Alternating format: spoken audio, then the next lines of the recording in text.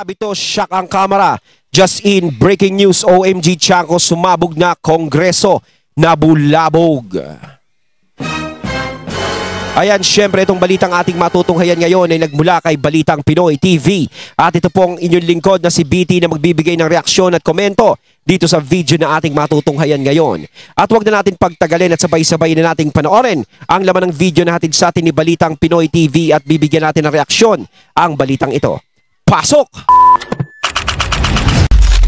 Narito ang Balitang Pinoy TV. Suporta natin ang Balitang Pinoy TV.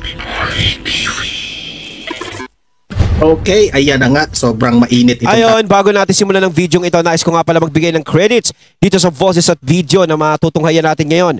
At bibigyan ng reaksyon, walang iba kundi si Donmar TV. Siyempre, supportahan natin ang channel ni Sir Donmar TV, mga katunay. Pakibisita po ang kanyang channel na Donmar TV. At huwag nyo sanang kalimutang mag-subscribe and mag-follow para maging updated tayo sa mga vlogs and reactions na ibinibigay ni Sir Donmar TV. Ipagpatuloy natin. Topic natin ngayon, ha? Kasi po, una, ang mainit nating ipapakita sa inyong video kanina sa House of Representatives. Mainit ang debate nina itong si Toby Chanko, no? Congressman Toby Chanko. Si Toby Chanko, nainis itong si Toby Chanko. Kasi parang ayaw na siyang bigyan ng oras sa mga question niya.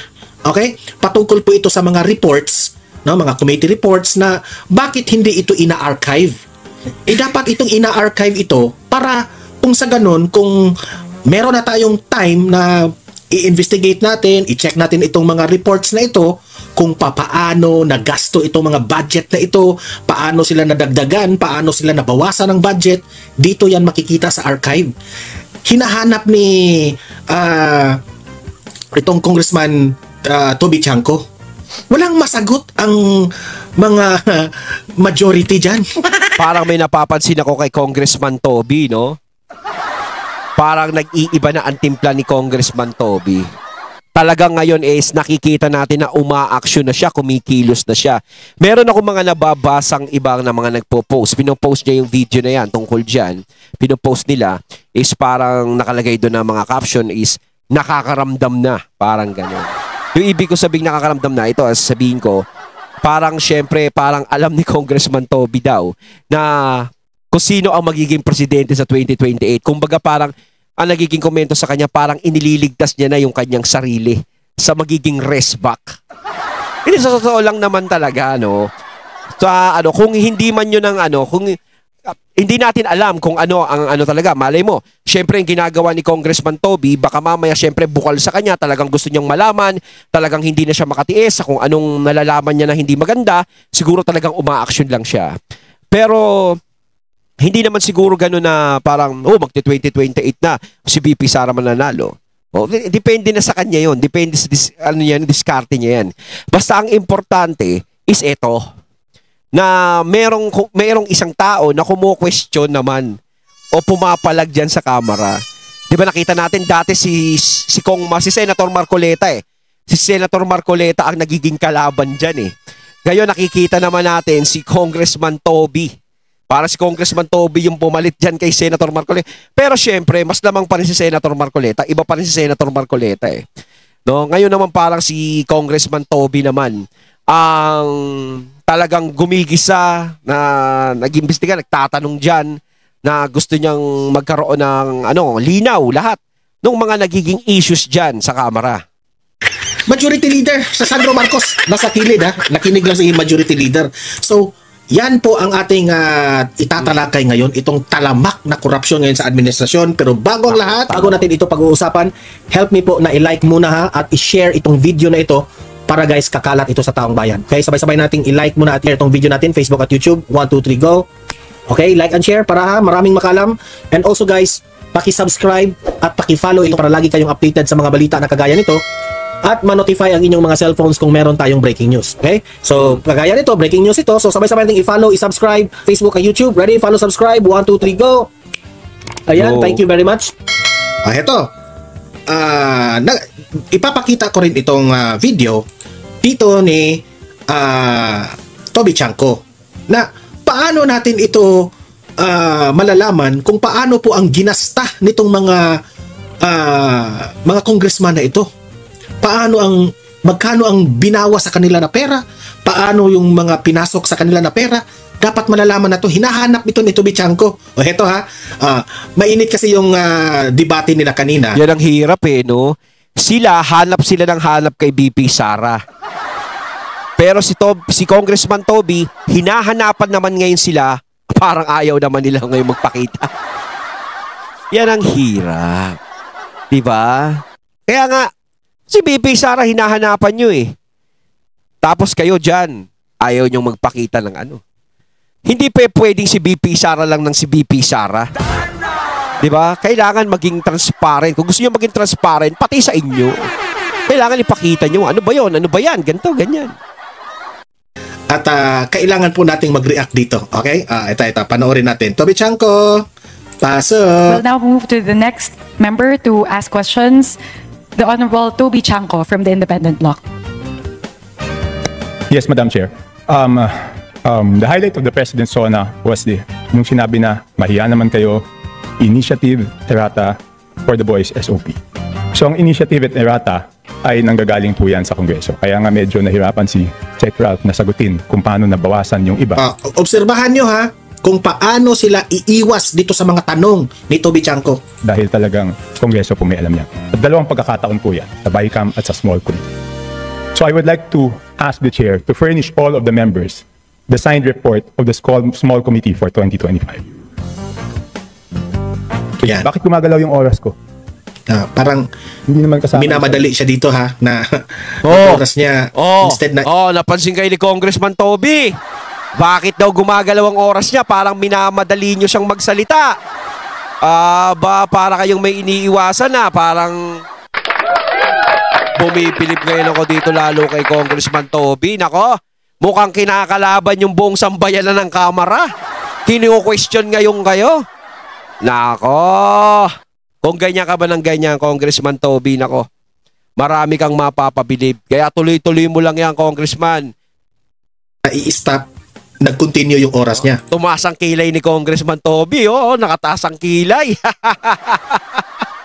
Kala nyo kaya niyo si Congressman, ha?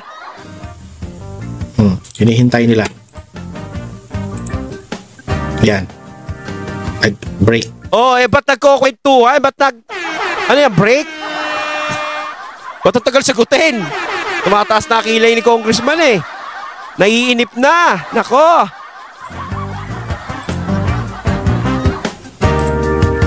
Forward natin. Will be put under consideration and we will let you know if it's possible to... No. Madam Chair, why should it be put under consideration? This is a public record. This is in accordance with our rules. Correct. That all committee reports must be given to all members. Yes. And that shouldn't be taken against my time because you're telling me that, teka, balik natin yung oras ko kasi sinasabi na that will be taken into consideration. It should not be taken into consideration. Madam Chair, allow me to read this, no? Declaration of Principles and Policies. Section number 2 of our rules. Public office is a public trust. Yes. The House of Representatives and every member thereof are accountable to the people at all times. Do not read the ending portion. Number 3, efficient and effective access to and dissemination of appropriate and accurate information are imperative in lawmaking. So why should it be taken into consideration, Madam Chair? Diba? Hi.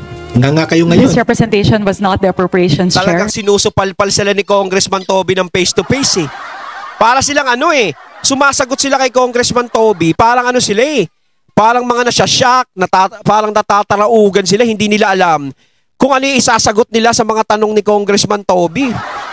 Ngayon kayo akala kasi nila, siguro, parang akala nila porkit nawala na si Senator Marcoleta dyan, si dating Congressman Marcoleta, na talagang gumigisa sa kanila ng ganyan, akala nila tapos na, kontrolado na natin to. Wala na si Marcoleta rito, nasa Senado na yon. Ang problema,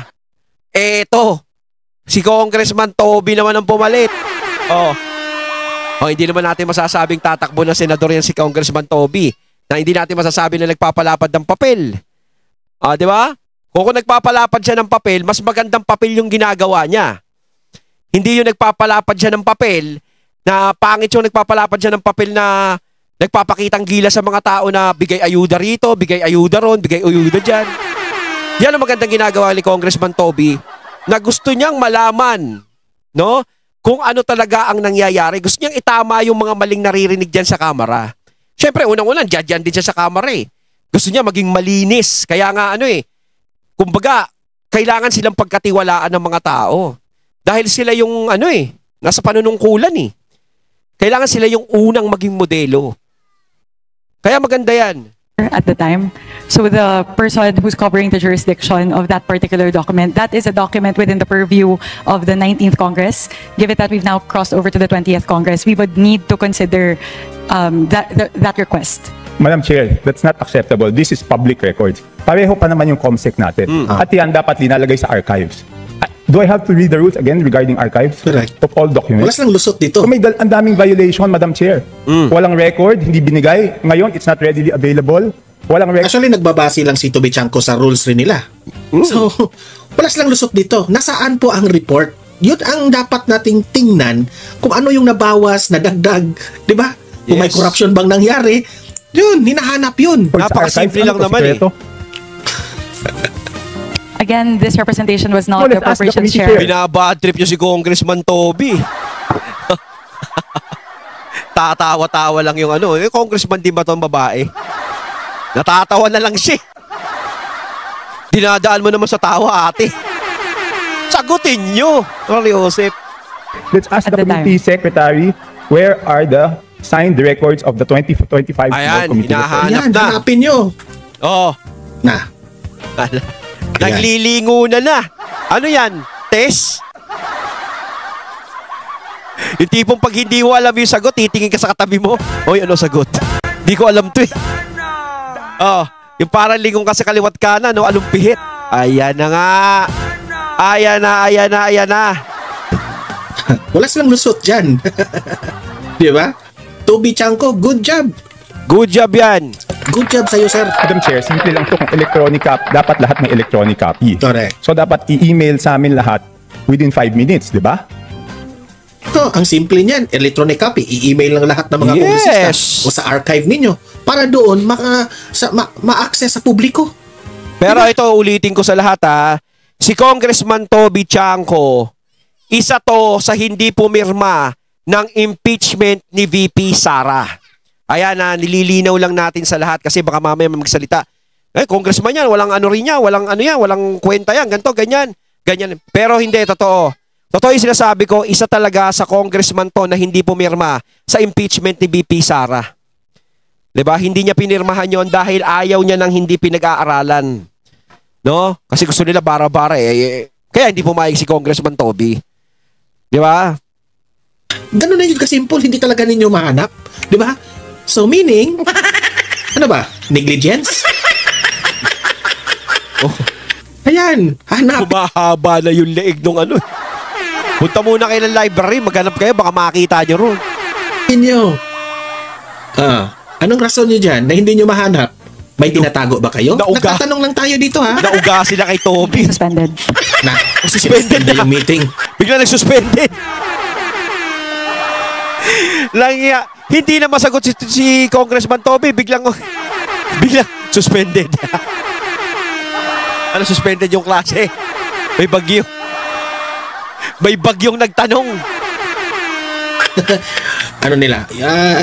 Baka may... ano lang ito, ha? Respond to the Honorable Chanco, we will look into the records and okay, look okay. at the Madam particular item. The Ayan, subject Ngayon naman na, tayo. Madam Chair. Kasi po, Madam Chair, nakikinig ang taong bayan. Oh, yes.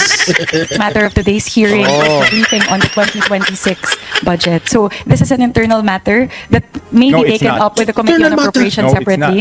So Madam Chair, starting Wednesday, tatanungin natin yung mga departamento paano nila ginastos yung budget nila. Correct. Paano natin sila tatanungin kung paano nila ginastos yung budget nila kung hindi natin alam paano sila nabawasan at paano sila nadagdagan. Correct. we will be able to Tama yung tanong ni Congressman Toby. Kailangan malaman yung tungkol sa budget nila. Tama nga naman kung paano sila nabawasan, kung paano sila nadagdagan. Hanap kayo ng hanap sa confidential fund ni VP Sara. No? Ang dami nyong alam. Tapos kayo, hinahanapan kayo ni Congressman Toby, wala naman kayong maisagot. Puro kayo BP Sara, puro BP Sara. Si BP Sara, kurap. Si BP Sara ayaw magsalita. Si BP Sara, ganto. Si BP Sara, ganyan. Eh bakit naman kayo ayaw nyo ding magsalita? Diba? Si BP Sara, at least sinasabi niya, bakit hindi nyo na lang itanong sa COA? Huwag sa akin. Kasi COA nakakaalam. Yun yung sinasabi ni BP Sara. Ngayon, sinagot ng COA. Ang sinagot ng COA na may hawak ng mga ganyan, pinatunayan nila, malinis ang record ni BP Sara, ni Sara Duterte. No? Wala siyang ginastos na labag.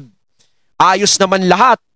Oh, sinagot ng COA. Ngayon, sino ang sasagot para sa inyo sa tanong ni Congressman Toby? Oh, di ba? Yun.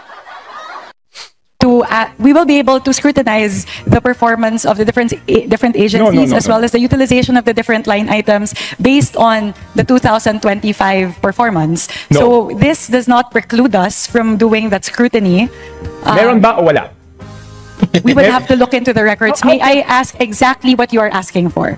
The small committee report of the 2025 budget. Let us just ask the COMSEC kung meron o wala. Kung meron, why was it not filed sa archives based on our rules Correct. 15 days after? So meron ba? Ngayon na nagre-reklamo ka, ilalagay na nila yan. Booking eh. Wala. Simple. Kung meron, bakit hindi na file sa archives? Kung wala, I will let you proceed, Madam Chair. I will not hold this Sabi budget. nito kasi may tinatago. Inanalyze mo lang ha, hindi ako What are you nakakakusa. hiding May tinatago for? ba? Kasi hindi nyo maipakita eh. Hostage. Gusto ko lang malaman, meron o wala? Oh. The Meron o wala? HGAB Meron o wala? Nandito ba ang jackpot? Wala. Oh, parang ganun. Naalala ko tuloy si Vic Soto at si Joey De Leon. Meron o wala? Meron o wala? Para bayong na Kahon. game show ni Vic Soto sa Itbulaga. The output of the Nabawi small yun. committee is Sir already Don Mar? embedded into the HGAB itself. So that's the report. That's the output of the small It's committee. not the report, Madam Chair. Based on our rules, each committee must come out with a report. No committee is exempted from coming out with a committee Ganda na report. ito. Walang exempted. Klaro yan.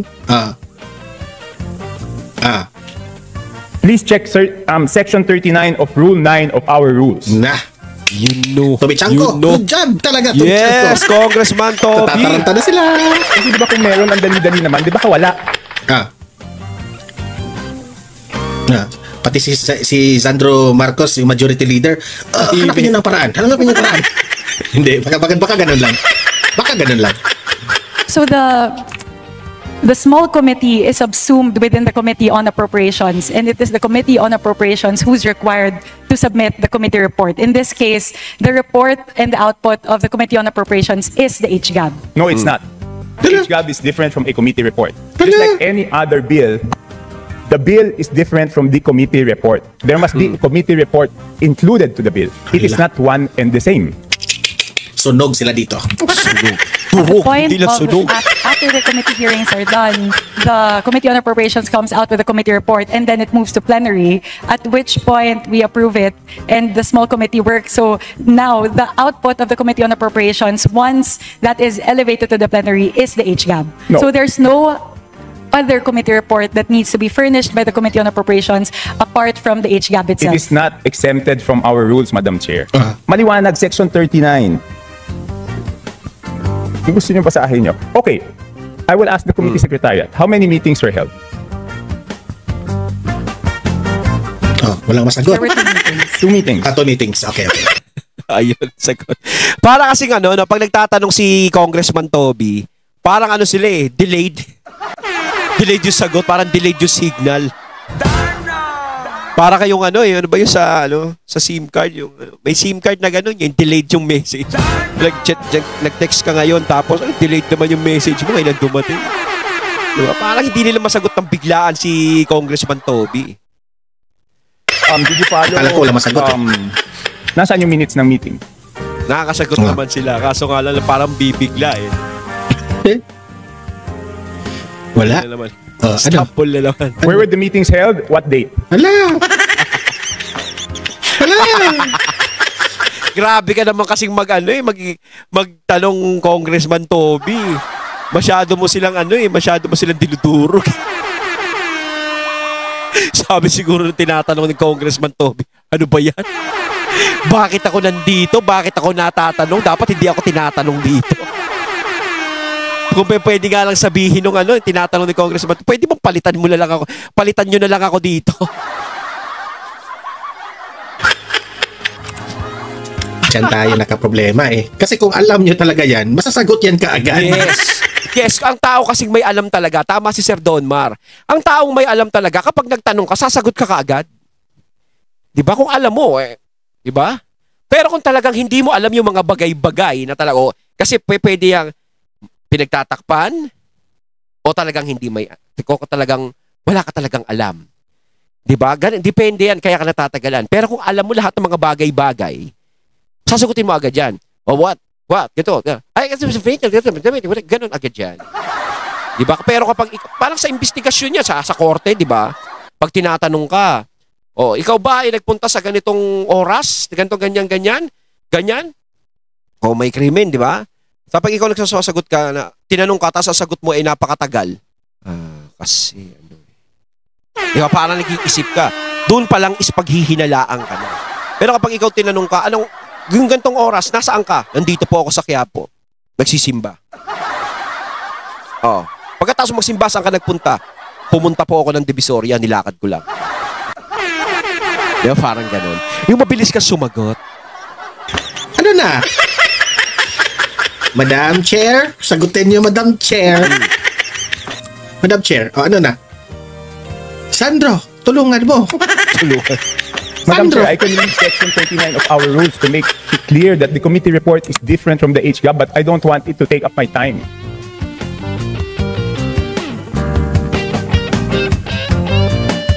Iba po yun eh, kasi tignan nyo yung BICAM. Di ba may BICAM report? Doon sa BICAM report, kita mo na ba umaandaw yung oras ko eh, hindi pa na natatapos yung... Ayaw ka na nilang pasasalitain kasi nasunog na Ayaw sila. na eh. Kumbaga pinapatigil na siya eh. Kapag ganyan tumatakbo na yung oras niya, pag natapos siya, wala na, hindi ka na magtatanong eh. Talagang parang pinaandar yan eh. Diba? Kasi wala. Kung talagang may iniiwasan, parang yan ang hirap eh. Yan ang hirap dyan na syempre ayaw sagutin yung tanong. Kaya nagiging question sa lahat ng mga tao. Hindi lang yan nagiging question kay Congressman Toby, no? Syempre siya yung kumu-question sa ganyan. Hindi lang sa kanya, hindi lang siya yung nagtatanong. Kung sila ayaw nilang sagutin ang tanong ni Congressman Toby, mananatiling katanungan din yan sa taong bayan. 'Di ba? Doon sa BICAM report, nakasulat, okay, yung BICAM report, pinipintasan natin. Pero yung BICAM report, may nakasulat doon kung alin yung nabawasan, alin yung nagdagdagan. Dito sa HGAB, wala tayong makita kung alin yung nabawasan, alin yung nadagdagan. With the indulgence of Representative Chanco, so the COMSEC is currently looking into the specific request as well as the level of detail that you are requesting. No, within 5 minutes, I need the committee report. If we may please move on to the other questions while they're working on yes, this. I will. But if within 5 minutes wala yan, ibig sabihin wala yan, ngayon palang gagawa yan. Ang gusto natin na committee report is the same as the BICAM. Okay? The same as the BICAM. Nakasulat kung saan binawas ang nadagdag. Okay, I will mention why it is very important. Okay, ito may dalawang distrito, no? At sino ang nag-introduce ng amendment? May dalawang distrito, hindi naman to kasalanan ng congressman doon sa distritong yon. Ang NEP nila is 2.530 billion. And then, pagdating sa GAA, naging 20.999 billion. Isa pa, 1.508583 billion sa NEP. Sumakit ang ulo ko nun. Pagdating sa GAA, 20 billion 795. So, tapos, ang pinasok lang sa BICAM dito is 5 billion and 4 billion each. So, ang napasok dun sa small committee is 13 billion. Dun sa isa, yung isa 14 billion. So, sino yung nagpasok ng 13 billion na yun at saan tinanggal yun? Sino nagpasok doon? Uli. Ay, naku, grabe guys. We are not talking here of thousands. We are not talking here of millions. Billions. We are talking here of billions, guys. Billions. Grabe. Ay, naku, sunog sila. Ayon, natating natunghayan ng video na nagmula kay Balitang Pinoy TV. At syempre natunghayan natin si Congressman Toby. Ayan na. Ayan, bravo, Congressman. Talagang, ayan, nakakabilib ka sa iyong ginagawa. Sana ipagpatuloy mo pa rin yan para maging maayos naman. Di ba? Kayo mga katunay, anong masasabi nyo tungkol dito? Comment lang po kayo sa comment box. So once again, I'm BT and I'm out. Peace.